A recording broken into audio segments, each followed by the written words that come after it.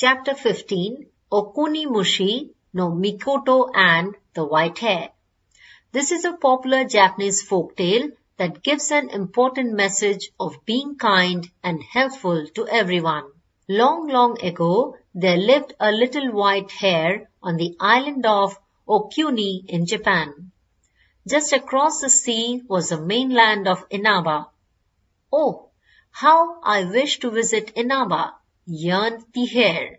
He would go out to the beach and look longingly towards the mainland across the water. One day he said to himself, "I hope to find some way of getting across." And then it happened. As usual, the hare was sitting on the shore when a huge crocodile came swimming towards him. "Oh, what luck!" thought the hare, and at once went over to the crocodile. He began to think of a way to get the crocodile to take him to the mainland. So, in a loud and cheerful voice, he greeted the water creature. "Hello, Mr. Crocodile. What a lovely day it is it not?" The crocodile swam right up to the shore when he heard the hare's voice. "Mr. Hare, was it you who spoke to me just now?" "Yes, indeed, it was me. It is such a fine day and I came out here to enjoy the bright sunshine. Won't you stop and play with me a while?" The crocodile crawled out of the sea and the two played together for some time. Then the hare said, "Mr. Crocodile, we are small, but we outnumber your clan. We are mightier than you."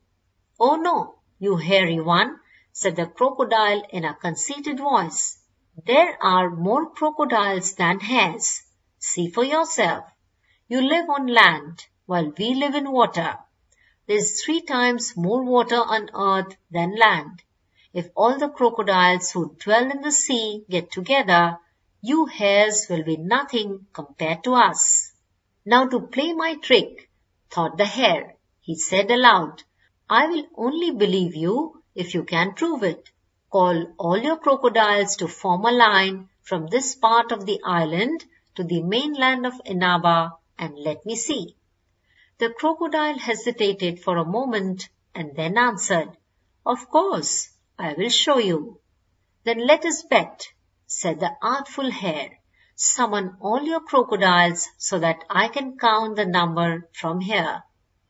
The crocodile, who was very simple-minded, agreed willingly. The next moment, the crocodile dived into the sea. He was gone for some time, and when he appeared at last, he had brought with him all his crocodile buddies. "Hey, Mr. Hare," said the crocodile, "here we are, so many of us." And they all began to arrange themselves in the water to form a bridge between the island of Oki and the mainland of Inaba. The hare could not believe his eyes. He longed to hop and skip with excitement.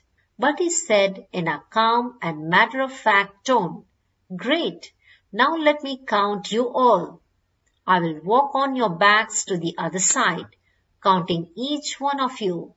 Pray please keep still, lest I fall into the water and get drowned."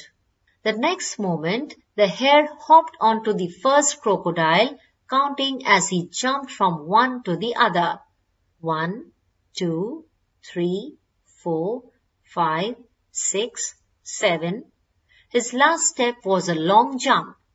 As soon as he stepped onto the mainland of Inaba, he looked back at the crocodiles with a smirk on his face. "Oh, you stupid water creatures," he jeered. "Now I am done with you all."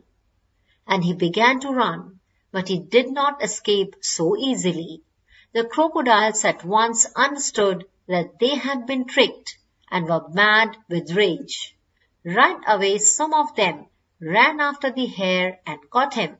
The others followed and surrounded the poor little animal. They clawed at him and pulled out all his fur. The hare cried out aloud and begged to be spared, but with each tuft of fur the crocodiles pulled out, they said, "That's what you deserve." When the last bit of fur had been pulled out, the crocodiles left the winning creature on the beach and swam away laughing. The hare was in a pitiful state. His hair were all gone, and his bare body was quivering with pain and bleeding all over. He could hardly move. All he could do was to lie on the beach quite helpless and weep over his misfortune. Just at this time, the king's sons happened to pass by, and seeing the hare on the beach stopped and asked what the matter was. The hare lifted his head and sobbed, "Some mean crocodiles beat me up. They pulled out all my fur and left me here to suffer." Now these young men had a bad and spiteful disposition, but they feigned kindness and said to the hare, "We feel very sorry for you. We know of a remedy for your sore body. Go and bathe in the sea, and then sit out and dry yourself in the sun. Your fur will grow again, and you will be just as well." The hare was only too pleased to have found a cure. He jumped into the sea and then came out to bask in the sun. But as his skin dried, it became drawn and hardened, and the salt burned his raw wounds. The pain was so unbearable that he rolled on the sand, crying in agony. Not long after, another young man passed by, carrying a big bag on his back. When he saw the hare, he stopped and asked, "Why are you crying?" But the poor hare had been deceived once, and was in no mood to talk to another stranger.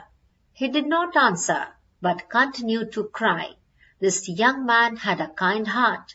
He looked at the hare and said soothingly, "You poor thing, your fur is all pulled out and your skin is quite red. Who has treated you so cruelly?" Encouraged by the king's words, the hare told him all that had befallen upon him. He then went on to add how he had been deceived by some men who looked very much like his kind friend. "And here I am in great pain," continued the hare, still sobbing. "I am very sorry for all you have suffered, but this is only the consequence of your deceit. I will tell you of a good remedy, but first you must promise not to deceive anyone again." The hare nodded. The young man then told the hare to wash his wounds in the pond nearby. "Wash off all the salt from your body.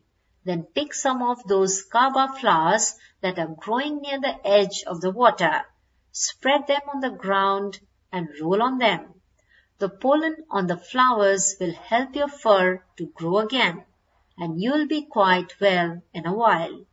The hare crawled to the pond and did as he was told. To his amazement, even while he was doing this, the pain ceased, and he saw his nice white fur growing again. He felt so much better. The hare was overjoyed. Gratefully, he hopped to the young man and knelt down before him. "How can I thank you? It is my earnest wish to do something for you in return. Please tell me who you are." "I am no king's son, as you think of me. I am a fairy, and my name is Okuni-Mushi-no-Mikoto," answered the man. "Those men who passed here before me are my half-brothers. They are going to Iraba to propose to Princess Yakami. They are going to ask her to marry one of them. I am their attendant, walking behind them with this big bag on my back." The hare knelt down before the great fairy, whom many in that part of the land worshipped as a god. "Greetings to you, Okuni-Mushi-no-Mikoto. How kind you have been to me. I am sure that the princess will refuse your brothers. She will prefer to be your bride for your goodness of heart. I am quite sure that she will ask to be your bride." The good man took no notice of what the hare said, and bidding him goodbye, went on his way quickly and soon overtook his brothers. They were entering the palace of the princess' gate. Just as the hare had said, the princess refused to become the bride of any of the brothers. Instead, she looked at the kind brother's face and went straight up to him and said, "Will you marry me, kind angel?" Okuni-Mushi-no-Mikoto is worshipped by the people in some parts of Japan as a god, and the hare has become famous as the white hare of Inaba. But what became of the crocodiles, nobody knows.